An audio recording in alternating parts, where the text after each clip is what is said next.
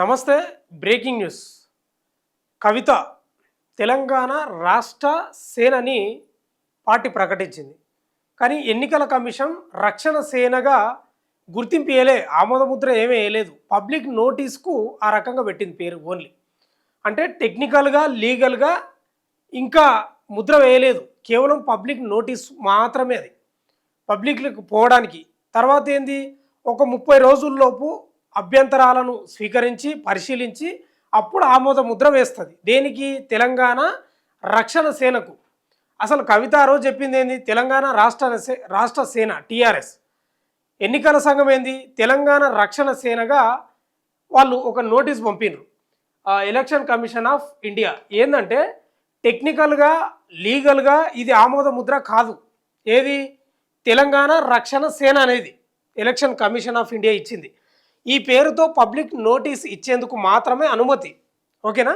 దీనిపై ఎవరైనా అభ్యంతరాలు చెబితే వాటన్నింటిని పరిశీలించి ఆ తర్వాత ఇవ్వాలా వద్దా అని ఎన్నికల సంఘం నిర్ణయిస్తుంది. ఇది అసలు కథ. ఇప్పుడు ఇక ఆమోద ముద్ర వేసింది అనేది కాదు, పబ్లిక్ నోటీస్కు ఇవ్వడానికి మాత్రమే తెలంగాణ రక్షణ సేన అని ఇచ్చింది, గుర్తింపు ఇచ్చింది. కవిత గారు ఆ రోజు చెప్పింది తెలంగాణ రాష్ట్ర సేన, ఇవాళ పబ్లిక్ నోటీస్కు అనుమతి చెప్పింది తెలంగాణ రక్షణ సేన. టీఆర్ఎస్ పేరుతో వస్తుందా రాదా అని అధికారులు స్పష్టత వచ్చేందుకు ఇంకా చాలా టైం ఉంది. అంటే ఇంకా ఆమోద ముద్ర పడలేదు. ఒకసారి ఎలక్షన్ కమిషన్ ఆఫ్ ఇండియా పంపించినటువంటి ఈ యొక్క డాక్యుమెంట్ చూస్తే, మనం ఈ లెటర్ చూస్తే ఒకసారి ఏఐని అడిగితే ఒకసారి చూద్దాము. ఇదే ఏఐని అడిగితే ఏం చెప్తుందంటే,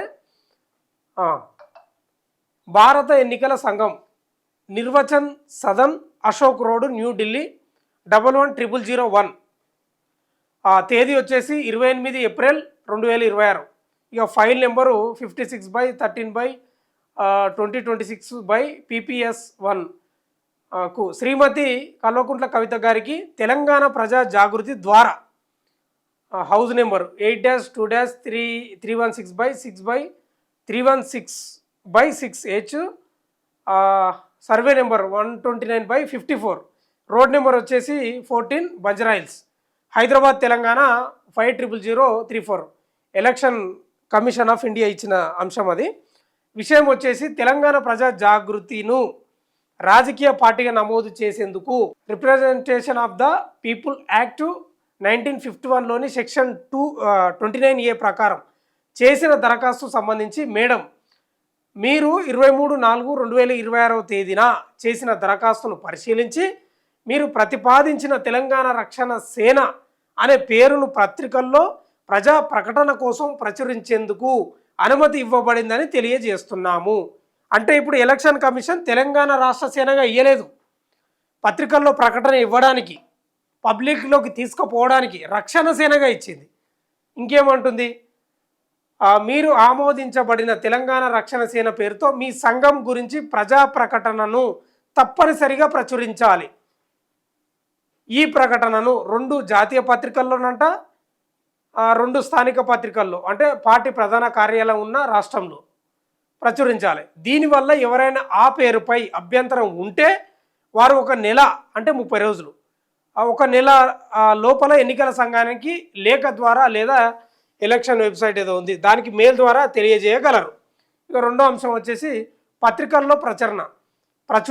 స్థానిక పత్రికల్లో ఒకటి ఇంగ్లీష్లో, మరొకటి ప్రాంతీయ భాషలో. అంటే ఇప్పుడు మన తెలంగాణ రాష్ట్రంలో పత్రికల్లో ఒకటేమో ఇంగ్లీష్లో, మన ప్రాంతీయ భాష అంటే తెలుగులో ఇవ్వాలి.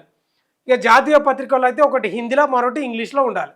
ఈ ప్రకటన 2 వరుస రోజుల పాటు ప్రచురించాలి. అంటే టైం ఇచ్చింది, ఇంకా గుర్తించలేదు. రైట్. మూడో అంశానికి సంబంధించి ఈ పేరుకు తుది ఆమోదం వచ్చిన అభ్యంతరాల ఆధారంగా నిర్ణయించబడుతుంది. ఇక్కడ ఈ పాయింట్ చూసారా మీరు?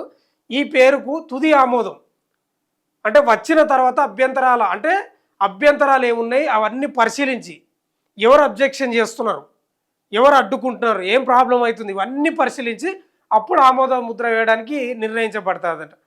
అవసరమైన పత్రాలు సమర్పించకపోతే మీ నమోదు దరఖాస్తు పరిశీలనలోకి తీసుకోబడదంట.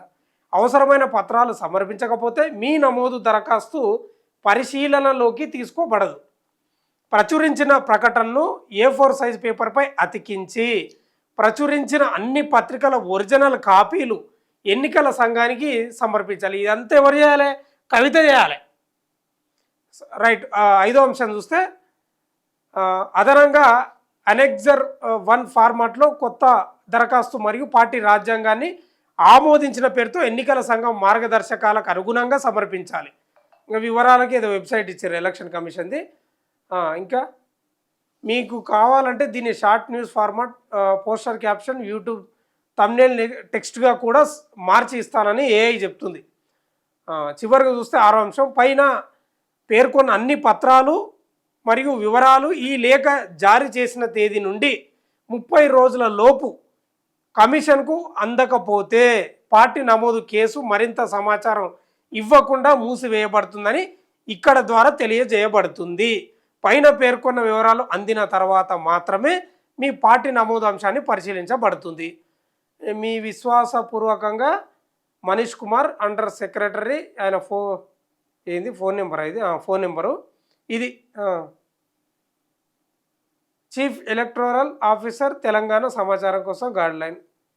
రైట్. ఇది సమాచారం ఎలక్షన్ కమిషన్ ఆఫ్ ఇండియా ఇచ్చింది. అంటే దీన్ని బట్టి ఏంటంటే ఆమోద ముద్ర వేయలేదు 30 రోజులు ఇవ్వాలి. ఎంత తేదీ? 30 కదా. నెక్స్ట్ మంత్ 30 లోపు ఇదంతా ఎవరు చేయాలి? వీళ్ళు పత్రికలకు ఇవ్వాలి ప్రకటనలు. జాతీయ స్థాయిలో ఇవ్వాలి, రాష్ట్ర స్థాయిలో ఇవ్వాలి. ఎవరైనా అభ్యంతరం తెలుపుతున్నారా లేదా, ఏమైనా అబ్జెక్షన్ చేస్తున్నారా, అడ్డుకుంటున్నారా, ఏమైనా ఇబ్బంది ఉందా వాళ్ళకు? ఈ తెలంగాణ అంటే టీఆర్ఎస్ తెలంగాణ రక్షణ సేన పేరుతోటి ఎవరికైనా ఏమైనా ఇబ్బంది ఉందా, ఇవన్నీ క్రోడీకరించుకొని ఎలక్షన్ కమిషన్ అప్పుడు ఆమోద ముద్ర వేస్తుంది. ఇప్పుడే వేయలేదు, ఇంకా గుర్తించలేదు, టెక్నికల్గా ఇంకా గుర్తించలేదు. అర్థమైందా? లీగల్గా టెక్నికల్గా గుర్తించలేదు. కేవలం పత్రికల్లో ప్రకటన కోసం మాత్రమే గుర్తించబడింది తప్ప ఆమోద ముద్ర వెయ్యలేదు లీగల్గా. అంటే ఇదంతా ఎప్పుడు జరుగుతుంది? వచ్చే నెల 30 తర్వాత జరుగుతుంది మళ్ళా. మరి అప్పటికి టీఆర్ఎస్ ఉంటుందా, టీఆర్ఎస్ పేరుతోనే వస్తుందా రాదా అనేది అనుమానమే. ఇప్పుడు ఇదే కవిత ఆ రోజు చెప్పింది తెలంగాణ రాష్ట్ర సేన, ఇవాళ పబ్లిక్ నోటీస్కి అనుమతి చెప్పింది ఏంది? రక్షణ సేన. అంటే మళ్ళీ నెక్స్ట్ మంత్ 30 తర్వాత టీఆర్ఎస్ పేరుతో వస్తుందా రాదా అనేది అధికారికంగా స్పష్టత వచ్చేందుకు ఇంకా చాలా టైం పడుతుంది. వచ్చే నెలల టీఆర్ఎస్ తోటి వస్తుందా ఇంకే తోటి వస్తుందో తెలియదు మనకు. అంటే ఇక్కడ చెప్పదలుచుకున్నది ఏంటంటే ఎలక్షన్ కమిషన్ ఆఫ్ ఇండియా 30 రోజులల్లా ఆ సమాచారాన్ని అంతా సేకరించి అభ్యంతరాలను క్రోడీకరించి పరిశీలించి టీఆర్ఎస్ ఇస్తుందా ఇంకేమైనా పేరు మారుస్తుందా అనేది చూడాలి. ఇప్పటి వరకు అయితే లీగల్గా ఆమోద ముద్ర అయితే పడలేదు. ఇంకా కేవలం పబ్లిక్ నోటీస్కి ఇవ్వడానికి మాత్రమే గుర్తింపునిచ్చింది టీఆర్ఎస్. అంతకుమించి ఏం లేదు. లీగల్గా ఇది ఇంకా